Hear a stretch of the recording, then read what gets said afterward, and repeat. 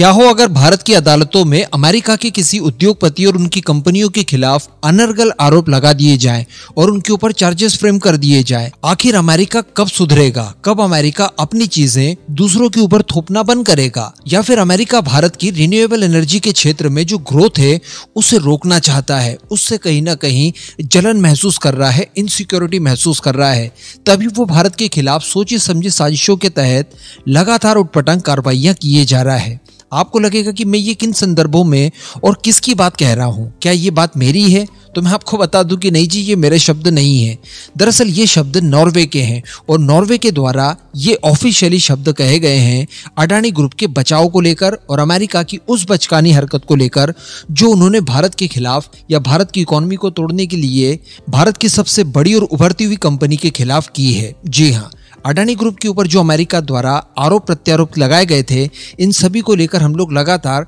कई समय से डिस्कस कर रहे हैं। भारत के कई बड़े बड़े और नामची वकील जिनकी थूती बोलती है विश्व भर में, इनकी तरफ से इस बात को क्लियर कर दिया गया है कि देखिए, जो आरोप वगैरह लगाए गए हैं और जो तथ्य पेश किए गए हैं, एक्चुअली तथ्य तो कुछ पेश किए ही नहीं गए हैं, ये सारे के सारे निराधार हैं और इसके चलते किसी भी तरह से कोई भी दोष किसी भी ग्रुप के ऊपर नहीं मढ़ा जा सकता, ना ही किसी व्यक्ति के ऊपर मढ़ा जा सकता। ये खुद कह रहे हैं कि या तो रिश्वत देने की तैयारी की है या रिश्वत दी है। कहने का मतलब ये श्योर नहीं है कि इस तरह की कोई क्राइम में ये ग्रुप लिप्त था, लेकिन फिर भी इस तरह के आरोप इन्होंने लगा दिए हैं। अडानी ग्रुप के द्वारा भी ये कह दिया गया है कि देखिए, इन आरोपों से हमें कोई लेना देना नहीं है, हमने इस तरह का कोई भी उटपटांग काम किया ही नहीं है। अब इसको लेकर हम लोगों ने देखा कि दुनिया दो भागों में बढ़ चुकी है। रिसेंटली मैंने आपको तंजानिया का केस बताया, तंजानिया में भी पोर्ट लिया गया है इस ग्रुप के द्वारा और उन्होंने स्पष्ट कर दिया है कि हम लोग लॉन्ग टर्म इस डील को फॉलो करेंगे और जो 30 सालों का समझौता किया गया है उसे बीच में बिल्कुल भी ब्रेक नहीं लगाएंगे, क्योंकि हमारे देश में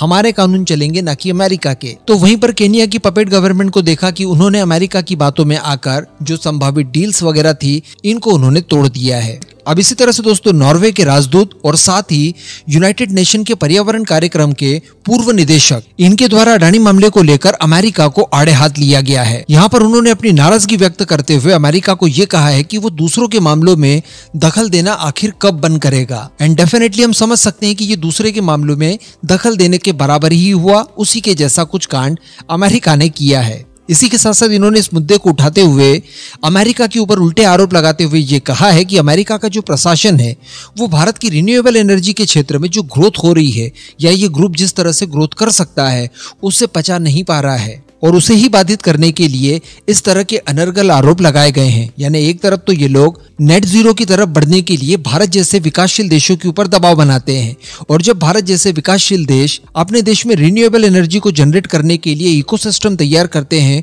कुछ कंपनियां इस मामले में काफी ग्रोथ पकड़ती है तो उन्हें दबाने की भी कोशिश करते हैं। तो अल्टीमेटली ये लोग यही चाहते हैं कि हमेशा ही ये लोग पिछड़े हुए रहें, कभी भी बराबरी न कर पाए। नॉर्वे के राजदूत एलिक सोलहेम ने ये सारी कुछ बातें अपने एक मीडिया पोस्ट में की है। आगे उन्होंने कहा कि अब समय आ चुका है कि जब दुनिया कहे कि अमेरिका को अब दूसरों के मामलों में दखल देना बंद कर देना चाहिए, यानी केवल भारत ही नहीं बल्कि दुनिया के बाकी सारे देश भी एकजुट होकर अमेरिका को ये कहे कि देखिए भैया, आप अपना देखिए, हमारे मामलों में आप दखल न दीजिए। इवन इन्होंने आगे बढ़कर एक बात ये भी कह दी कि अमेरिका एक बार सोच कर देखिए कि आपको उस समय कैसा लगेगा कि आपके देश के किसी उद्योगपति के ऊपर जिसने कथित तौर पर कोई अपराध अमेरिका के अंदर ही किया होगा, भारत में नहीं बल्कि अमेरिका के अंदर ही किया होगा और अमेरिका का ही उद्योगपति है, लेकिन इन सब को लेकर उसके ऊपर चार्जेस भारत अपने देश की किसी अदालत में लगाए। क्या अमेरिका इन सब चीजों के बाद इसे बर्दाश्त कर पाएगा या फिर अमेरिका का मीडिया इन सब चीजों के बावजूद ये कहेगा कि हाँ, भारत ने जो कुछ भी किया है वो सही किया है। और जो सबसे बड़ी बात थी वो भी इन्होंने कर दी,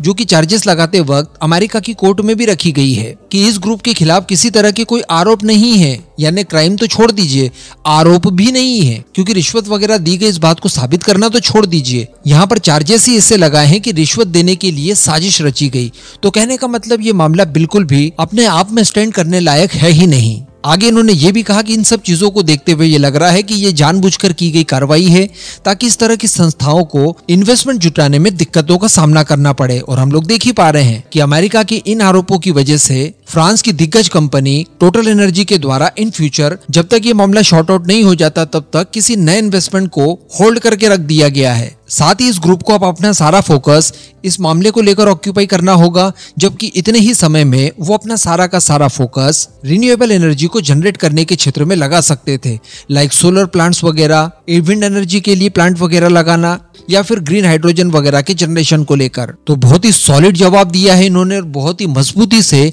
ये भारत के साथ खड़े होते हुए दिखाई दे रहे हैं। इस पूरे मुद्दे पर अब आपका क्या मानना है, नीचे कमेंट करके जरूर बताइएगा।